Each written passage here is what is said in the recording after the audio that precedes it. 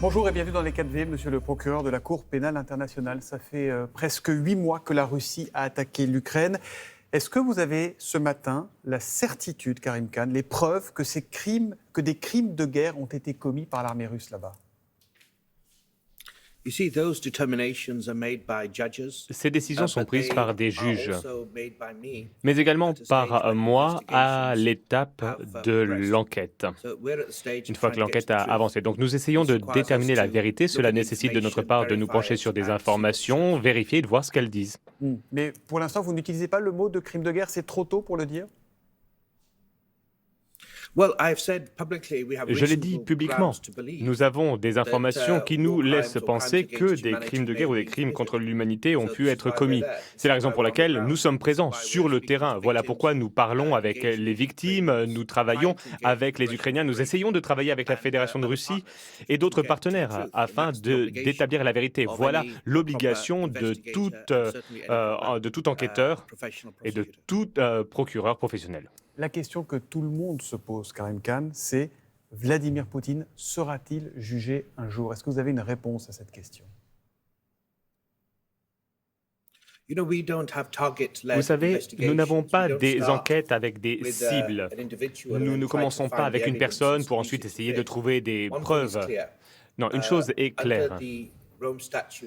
En vertu du statut de Rome qui a créé la Cour pénale internationale, toute personne a des responsabilités personnelles. Qu'il soit un général, un chef de gouvernement ou un soldat sur le terrain. Toute personne pouvant utiliser une arme à feu pourrait, en vertu du statut de Rome, être tenu de rendre des comptes si des crimes sont commis. Et nous sommes là pour nous assurer que le statut de Rome ne se cache pas à La Haye, mais vit pour les personnes en Ukraine et aux quatre coins du monde. Vous participiez hier soir à la Nuit du droit au Conseil constitutionnel. Robert Badinter est intervenu pour dire que personne n'ira chercher de fait Vladimir Poutine au Kremlin. Mais est-ce qu'il faut aller chercher ses complices? Est-ce qu'il faut délivrer des mandats d'arrêt pour aller chercher les complices de Vladimir Poutine aujourd'hui? Le problème, c'est l'exécution de ces mandats d'arrêt. Cela requiert une coopération internationale, généralement.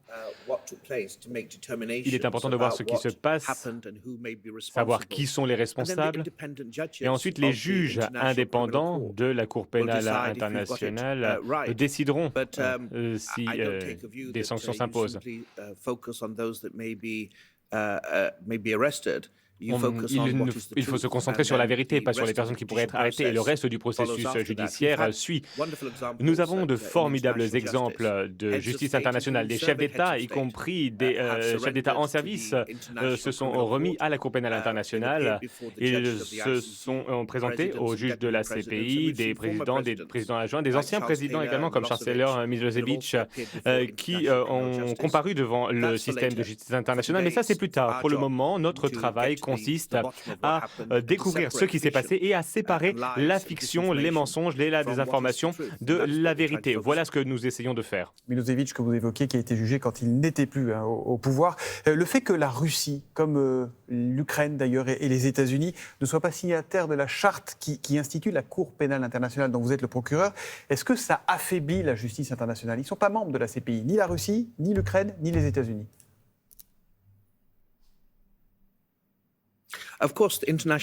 Bien sûr, la justice internationale est plus robuste lorsque plus d'États partagent ces valeurs. Nous avons 123 États aujourd'hui qui sont partis au statut de Rome. Un tiers de ces États, 43 États, ont présenté l'affaire ukrainienne à mon bureau. Mais nous avons également d'autres exemples, comme je l'ai dit, où des chefs d'État, des anciens chefs d'État et des chefs d'État au pouvoir d'ailleurs se sont remis à la Cour pénale internationale. Ce que nous devons montrer, c'est que la compétence que nous avons, de par le fait que l'Ukraine a accepté la compétence de la Cour, n'est pas simplement une parole. Ce ne sont pas des paroles en l'air, c'est quelque chose qui a de la valeur pour les personnes qui se cachent dans des refuges, qui ont peur de l'avenir.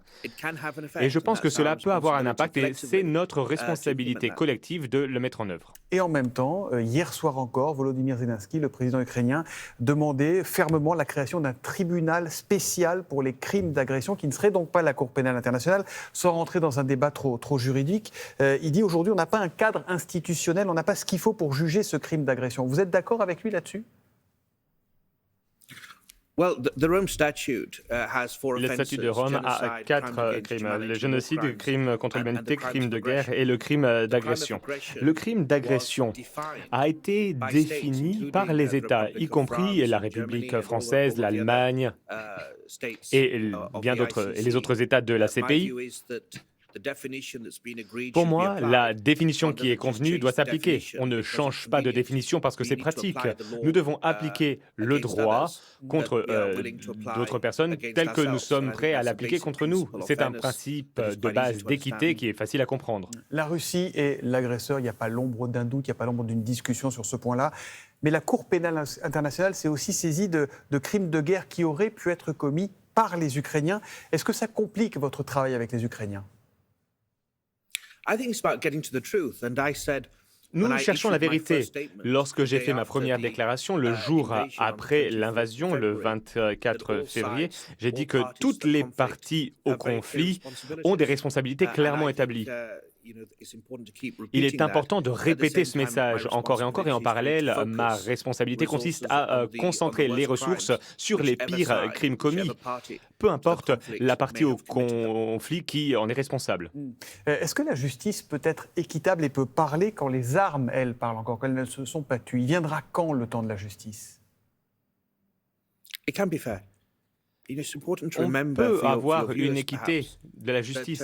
Il est important surtout de savoir que le tribunal spécial pour l'ex-Yougoslavie a été créé avant Srebrenica, avant la paix. Le droit à cette qualité de l'indépendance des juges, le professionnalisme des équipes et réellement l'endurance et le courage des victimes qui, même face à des situations difficiles, grâce à un soutien de la solidarité, le soutien des États et leur professionnalisme, peuvent faire émerger la vérité. Et ce qu'il y a de formidable dans une salle de tribunal comme ici, c'est qu'on ne peut pas se cacher. Vous disiez tout à l'heure, sur les crimes de guerre, vous attendez, vous récoltez les preuves, vous instruisez tout ça, ça prend du temps. Si on prend le cas du jeune soldat russe qui a été jugé au mois de mai à Kiev après avoir reconnu avoir abattu un homme de 62 ans, un Ukrainien, il a été condamné presque instantanément pour crime de guerre, ce soldat russe. C'est la justice qui passe, ça, ou c'est d'abord un message envoyé à l'ennemi pendant la guerre ? Nous n'avons pas condamné qui que ce soit pour le moment. La justice ukrainienne l'a fait. L'Ukraine a son propre régime. L'Ukraine est responsable d'elle-même. Notre responsabilité, bien sûr, est de travailler avec les autorités ukrainiennes. D'ailleurs, j'essaie de travailler avec la Fédération de Russie, mais ils ne répondent pas. Mes appels sont restés lettres mortes pour le moment, mais nous avons des processus en place et je pense que ces processus fonctionnent. Ce qu'il y a de formidable, Thomas, c'est que depuis 1992, avec le TPI pour l'ex-Yougoslavie, le Rwanda, la tribunal spécial pour la Sierra Leone, il n'y a pas eu d'erreur judiciaire. Personne n'a été incarcéré ou condamné par les juges alors que cette personne était innocente. Et je pense que ça doit montrer aux téléspectateurs, au monde entier, qu'il faut avoir confiance dans le système de justice international avec des juges indépendants. C'est un système solide, fiable, qui nécessite du travail, des efforts. Et c'est un effort qui doit être fait individuellement. Ce ne sont pas simplement les juristes et les avocats qui doivent faire cet effort, ce sont les Français, la communauté internationale. Le droit est entre nos mains. Ça veut dire que la justice passera pour tous les responsables des massacres en Ukraine. Vous en êtes persuadé, vous en êtes convaincu ce matin ? Je suis convaincu d'une chose, il n'y aura pas d'impunité, si Dieu veut, tant que le focus international existe, tant que la population et les gouvernements ne sont pas distraits. Lorsque la prochaine crise arrive, lorsqu'une nouvelle crise arrive dans notre région du monde ou à cause de l'environnement budgétaire, la population souffre, etc. Tant que nous réalisons que la vie de personnes dans d'autres régions du monde, pas forcément en Ukraine, mais les Rohingyas peut-être, Noirs ou même les peuples en Afrique. Nous devons les voir comme des membres de notre famille, nos frères et nos sœurs. Si nous avons ce sens de responsabilité, je pense que la justice pourra passer. J'ai une dernière question en quelques mots, Karim Khan. Vous êtes avocat de formation. Vous avez plaidé devant le TPI pour l'ex-Yougoslavie, vous l'évoquiez, celui pour le Rwanda, celui pour la Sierra Leone. Vous avez aussi dirigé une enquête spéciale des Nations Unies sur les crimes de l'État islamique. Comment on fait pour garder ses illusions, sa foi dans l'humanité quand on est confronté à tant d'horreurs? I think you look at the heroism of victims. On se tourne vers l'héroïsme des victimes, des personnes, des femmes qui ont été violées, des enfants qui ont perdu leurs parents, des personnes qui ont été chassées de leur foyer, des personnes qui n'ont plus rien. Et malgré ce qui peut nous briser, ce qui pourrait me briser bon nombre d'entre nous, ces personnes ont cru en la justice, ont vu que la justice n'était pas impuissante face au harcèlement, à l'oppression. Je pense que c'est quelque chose qui, lorsque l'on se penche vers les victimes, on a de l'espoir parce qu'elles ont de l'espoir. Alors quel droit a-t-on d'abandonner nos convictions? Nous devons associer cette conviction à un dur travail et à de la coopération et voilà ce que l'on essaye de faire. Merci beaucoup Karim Khan d'être venu sur le plateau des 4V ce matin. Je rappelle que vous êtes le procureur de la Cour pénale internationale. Merci également à Tom Biard et à Grace Coston qui ont traduit cette interview. Merci beaucoup.